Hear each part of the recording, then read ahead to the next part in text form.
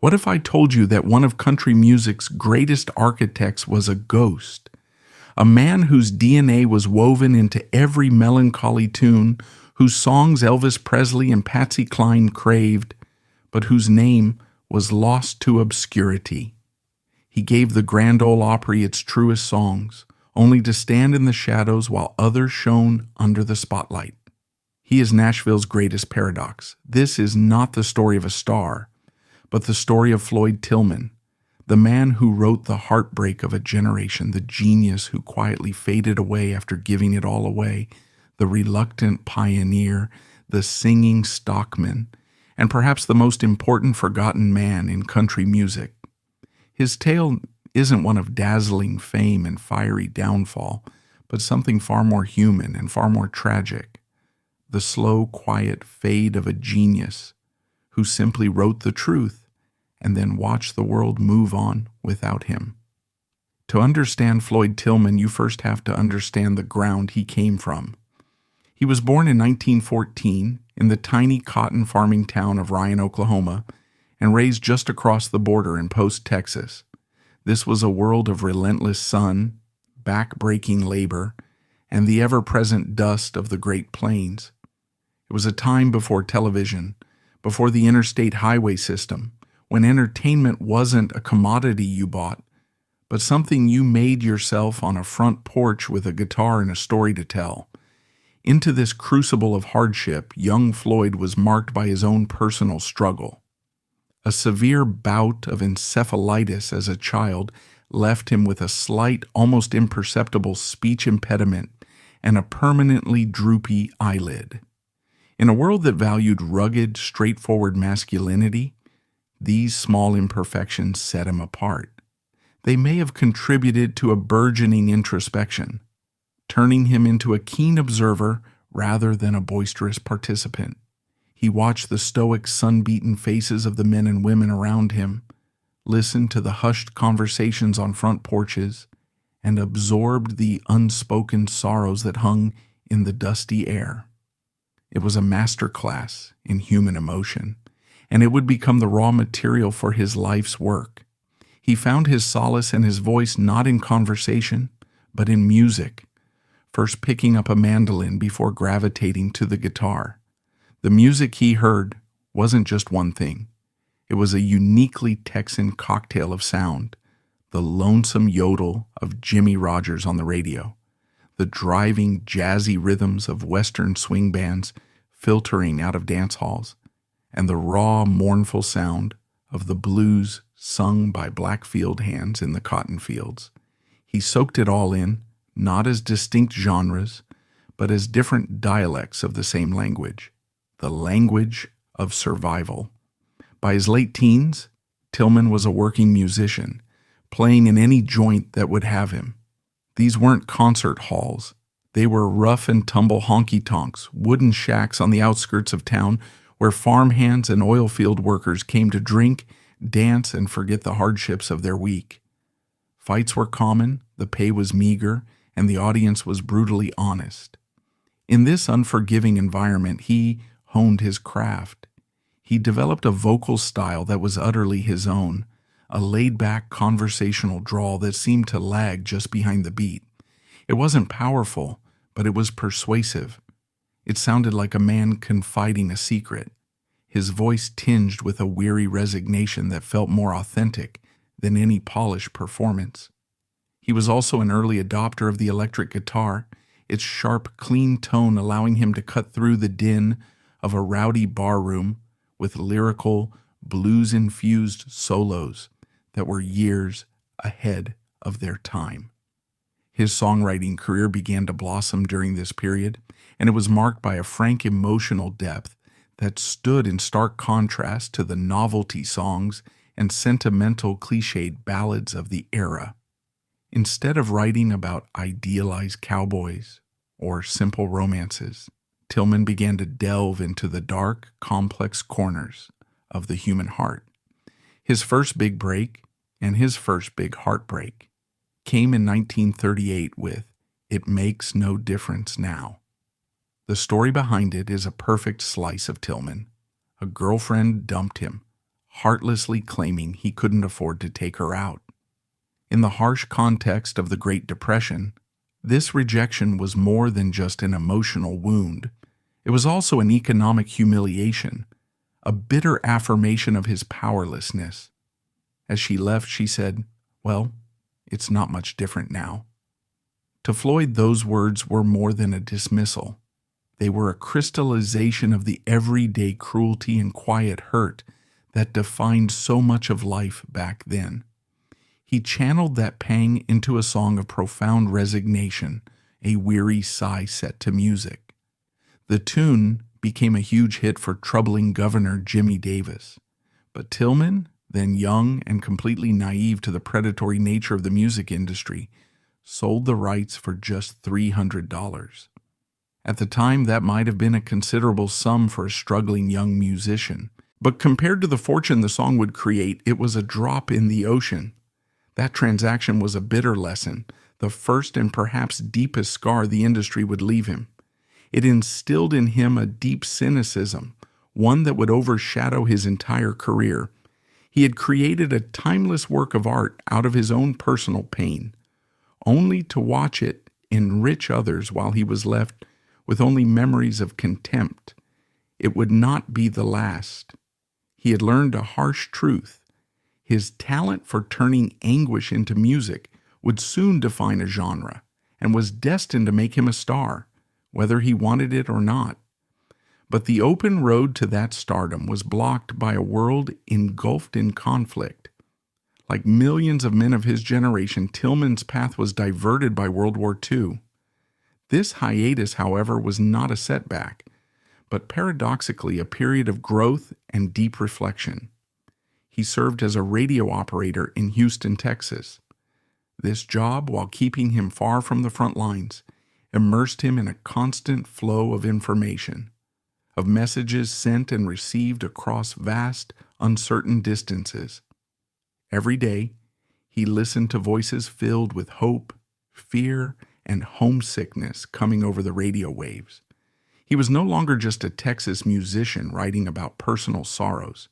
He became a small part of a vast global conflict, a silent witness to the anxieties of a nation collectively holding its breath. The experience broadened his horizons profoundly. When the war ended and he returned to civilian life, he was a different man, more mature, more seasoned, and with a keener sense of the subtle complexities of the human heart. The post-war America he returned to was a country filled with an eager celebratory energy. But beneath the surface of prosperity and victory parades, there were cracks in the picture. Marriages hastily formed before enlistment were strained after years of separation. Soldiers returned with invisible war traumas, unspoken griefs. There was a quiet disconnect between their experiences and the everyday lives they were expected to resume. It was in this complex, conflicted emotional landscape that Floyd Tillman's songwriting found its most fertile ground. Signing with Columbia Records, he entered the most prolific and successful period of his career. It was during this time that he perfected his signature sound, a unique blend of honky-tonk grit and a bluesy, almost jazzy sophistication. His singing, with its characteristically weary delivery and slow tempo, now sounded less like an eccentric style and more like the voice of someone deeply experienced. He sang like someone who had seen too much to be excited, delivering devastating emotional lines with an intimate conversational quality. As monumental as Slippin Around was, it was another song from that same period that would become his masterpiece, the one that distilled the very essence of his artistry into 2.5 minutes of perfect, devastating vulnerability. That song was "I Love You So Much It Hurts Me." It was the antithesis of clever wordplay or narrative storytelling. It was a direct, unvarnished confession of an emotion so overwhelming it bordered on pain. As Tillman later recounted, the song was born from a moment of pure, undiluted misery after a fight with his wife. He wasn't trying to write a hit, he was simply trying to articulate the knot in his stomach. The lyrics are deceptively simple, yet they capture the terrifying totality of love, its power to bring both ultimate joy and profound suffering. The song's universal appeal was immediate and enduring. It transcended the boundaries of country music, becoming a standard recorded by an astonishingly diverse array of artists, from the soulful R&B of Ray Charles to the suave pop of Andy Williams to the rock and roll rebellion of Elvis Presley. Each interpretation found a different shade of meaning, but the song's heartbreaking core, a testament to Tillman's genius, remained untouched. He was now a bona fide star, a respected member of the Grand Ole Opry, and one of the most sought-after songwriters in the nation. But the machinery of fame sat uneasily on his shoulders. The man who wrote with such profound insight into the human condition found the public performance of it all to be a hollow and exhausting affair. He was an artist, a craftsman of emotion, but the industry demanded he be an entertainer, a smiling, backslapping personality. The relentless touring, the glad handing with record executives, the endless cycle of promotion, it all began to wear on the quiet, observant man from Post Texas. He saw the business for what it was, a machine that chewed up authentic emotion and sold it as a commodity.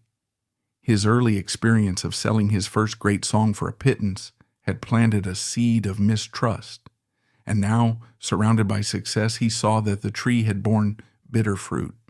He had reached the pinnacle only to find the view wasn't what he had imagined. The applause was ringing in his ears, but another quieter sound was calling to him, the sound of silence. This growing disillusionment was not a passing mood, but a fundamental conflict between his true self and the image he was forced to portray. For an artist whose genius lay in his unvarnished honesty, the artificial world of show business had become an unbearable burden.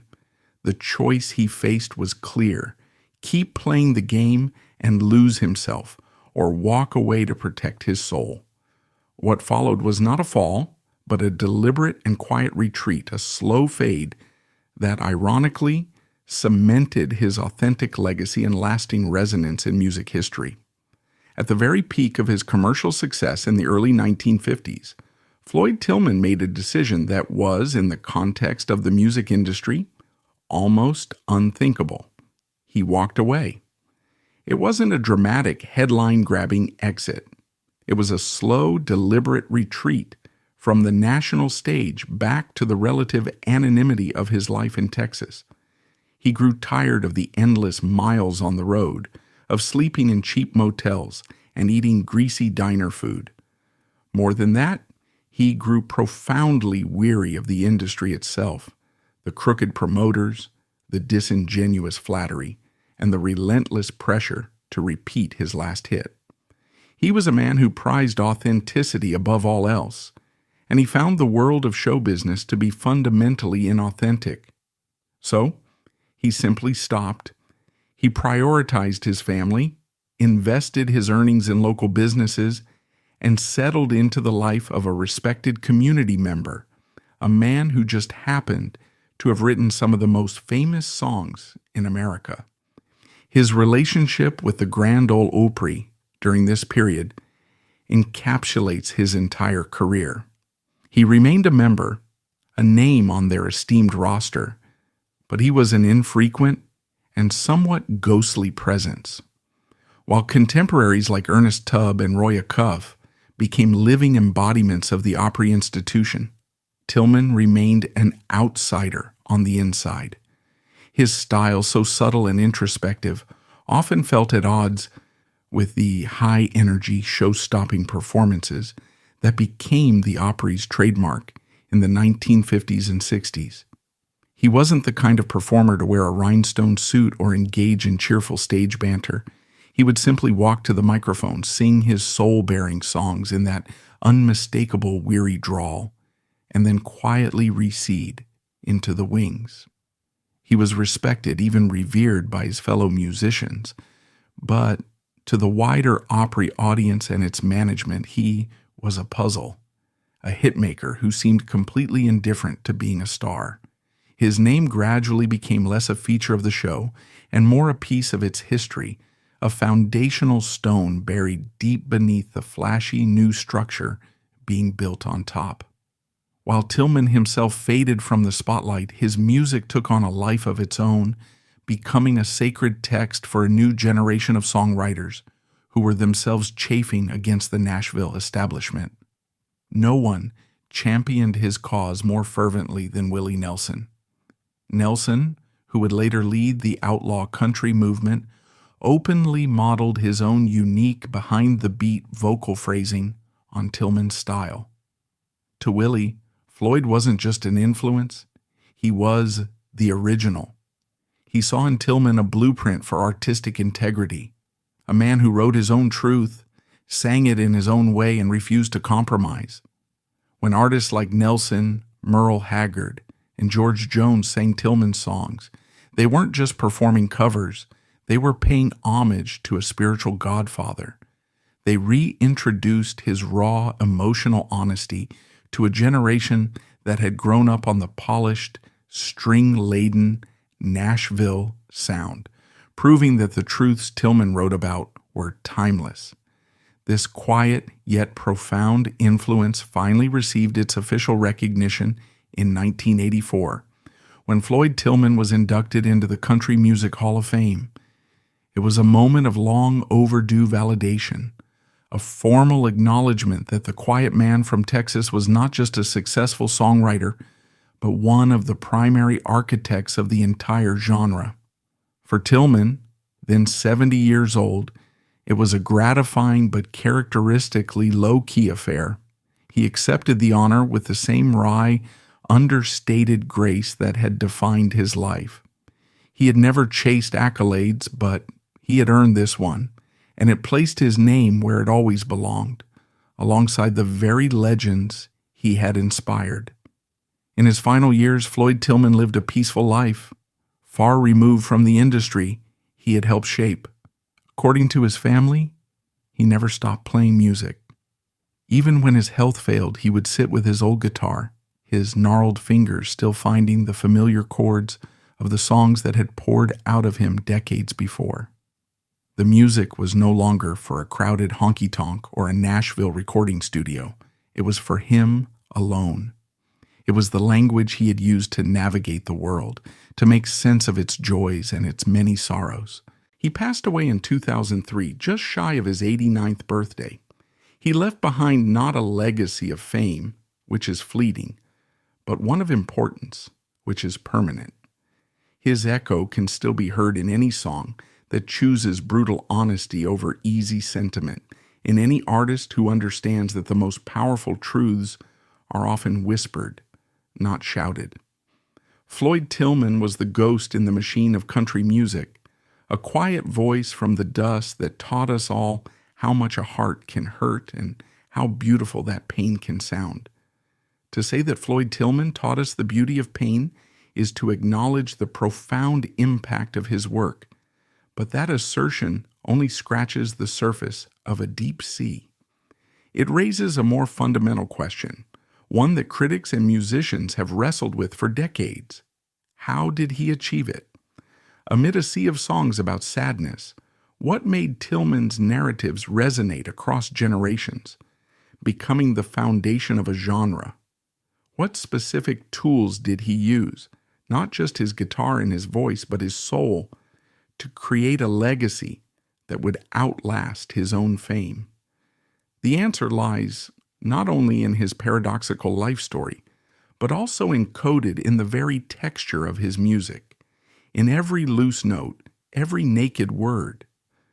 To truly understand the significance of Floyd Tillman, one must undertake an archaeological dig into his artistic DNA, the legacy of brutal honesty that he left as a blueprint for every true musician to come.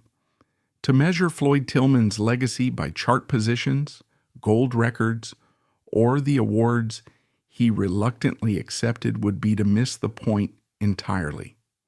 Those numbers are the stars that sparkle on the surface, while his true influence is a powerful undercurrent, invisible yet nourishing the entire musical ecosystem that grew from it. His legacy is not a marble monument, but a set of artistic tools, a testament to honesty that has been inherited and used by generations of musicians, even if they don't know the name of the craftsman who forged them. This toolkit, when disassembled and examined, reveals three foundational pillars, three principles that have shaped his entire work and, subsequently, all of modern country music: extraordinary lyrical courage, groundbreaking stylistic innovation, and an almost meditative force of restraint. Tillman's lyrical courage would not have been so powerful without a musical language that was equally revolutionary. He not only changed what country music said, but how it said it. Tillman's early use of the electric guitar was more than a technical choice. It was an artistic statement.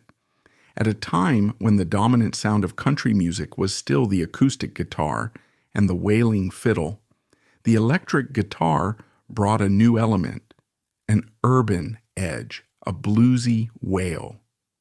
Tillman's playing was not about loud chords. He was a master of single-note solos, clean and melodic. His notes were more than just space fillers. They were a second voice in the song, a melancholy commentary on his own words.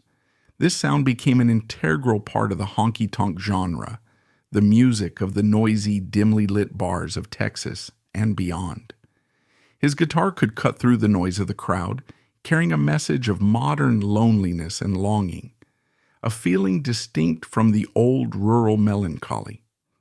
Perhaps his most important and far-reaching innovation, however, was his unique, lazy singing style, which always seemed to lag slightly behind the band's rhythm. To the uninitiated listener, it might sound like a technical error, but in fact, it was a genius artistic choice, a technique he perfected to maximize emotional impact. By phrasing behind the beat, Tillman created a subtle tension between his voice and the instrumentation. It's like someone telling a story so heartbreaking they have to stop and catch their breath, as if the weight of their emotions is holding them back. This technique broke the rigid structure of traditional pop songs, giving his voice an intimate conversational quality. When you listen to Floyd Tillman sing, you don't feel like you're listening to a polished performance. You feel like you're sitting across from him in an empty bar and he's confiding a heartbreaking secret just for you. The influence of this style is immeasurable. It flowed directly into the veins of Willie Nelson, who openly acknowledged Tillman as his idol and biggest influence on his singing style. The entire outlaw country movement of the 1970s, with Willie Nelson and Waylon Jennings at the forefront, was built on this rhythmic freedom. It's a conscious rejection of the polished perfection of the Nashville sound. The behind-the-beat vocal has become a symbol of authenticity, of an artist unbound by rules, of someone singing to the beat of their heart, not a metronome. Every artist who sings with a little abandon, a little rhythmic improvisation, is walking the path blazed by Floyd Tillman. Second was his stylistic innovation. His early use of electric guitar was more than a technical choice.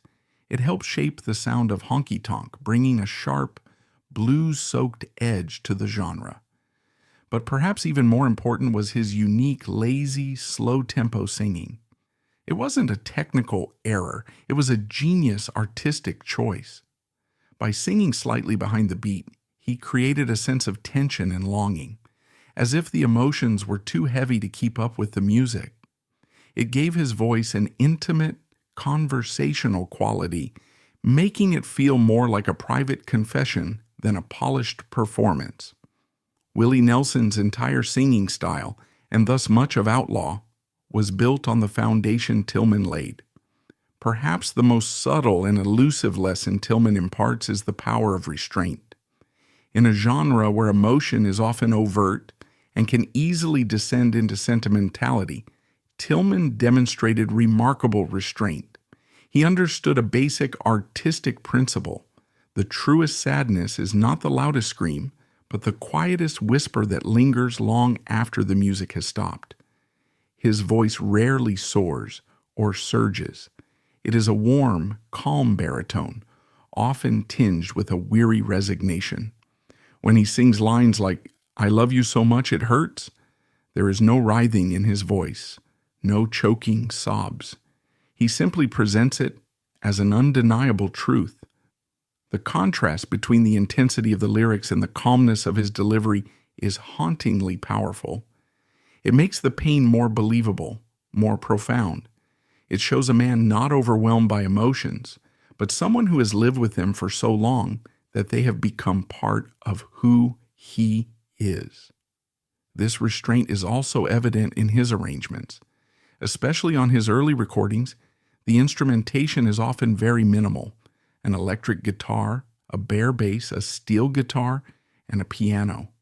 There are no grand strings or grand choirs trying to pry emotion from the listener. The music creates an empty space, allowing Tillman's voice and story to take center stage. The emptiness of the music mirrors the emptiness of the characters in the song. This lesson in restraint taught later artists that you don't have to shout to be heard. Quiet honesty can be more powerful than any bombastic performance. It influenced master storytellers like Merle Haggard, who could convey a world of sadness with just a slight vibrato in his voice, or George Strait, whose calmness became his trademark. Tillman proved that in art, sometimes what you don't do is just as important as what you do. Floyd Tillman's story is a quiet and eloquent testament to the fundamental difference between fame and significance. Fame is a flash of lightning, bright and loud and fleeting. It draws all attention to itself, but when it fades, the darkness returns. Significance, by contrast, is like an underground stream. It may be invisible on the surface, but it flows steadily, nourishing everything that grows above ground, shaping the landscape slowly but surely. Tillman's career was not a flash of lightning. It was a deep, slow-moving river that has nourished the roots of country music for more than half a century. His legacy is not found on the glitzy stages of Nashville or in breathless biographies of superstars. It is found in a dimly lit bar on a jukebox when one of his songs comes on and speaks a truth so profound that it silences the room. It's in the loose notes of Willie Nelson, in the painful confessions of George Jones, in the raw honesty of Merle Haggard. It's in the quiet pain of "I love you so much it hurts me," a feeling that needs no translation, a sentiment that will outlive us all. Floyd Tillman may be the most important man you've never heard of, but once you really listen, once you let his honesty seep into you, you'll never forget him. He wasn't just a star, he was a maker. He didn't just write songs, he gave country music its complex, contradictory soul. He was the man who wrote the heartaches of our grandparents' generation, and his brutal honesty still resonates, haunts, and lights the way for us today. He was the ghost in the machine, the silent architect, and the eternally honest beat of country music's heart.